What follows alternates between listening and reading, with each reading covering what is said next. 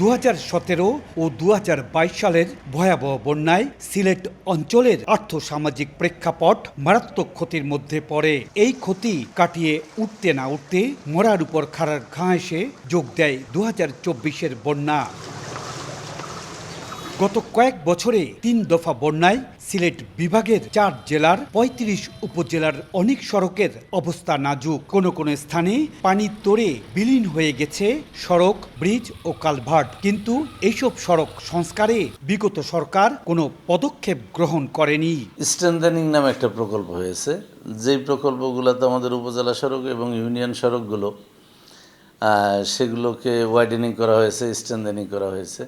শুধুমাত্র সিলেট বিভাগে এই প্রকল্পটা হয়নি। এ কারণেই মানুষের ভোগান্তি চরম পর্যায়ে পৌঁছে গেছে। নষ্ট হচ্ছে যানবাহন, বাড়ছে পরিবহন খরচও।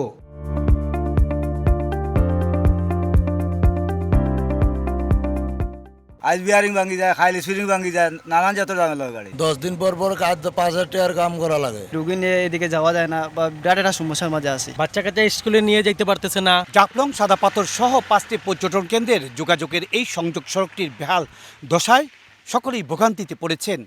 এই অবস্থা থেকে উত্তরণ চাচ্ছেন সকলে।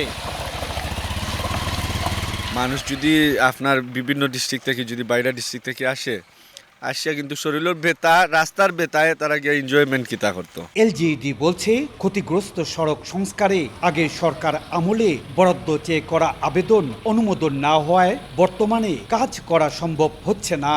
বিগত 4-5 বছর যাবৎ আমাদের কয়েকটা বড় বড় রাস্তায় আমরা কোনো কাজই করতে পারিনি। আমরা আশায় থাকছি এই প্রকল্প পাশ হবে, এই প্রকল্প থেকে হবে, কিন্তু প্রকল্পগুলো পাশ হয়নি। জরুরি ভিত্তিতে সিলেট বিভাগের 500 কিলোমিটার সড়ক সংস্কারে 500 কোটি টাকার বরাদ্দ চেয়েছে এলজিইডি।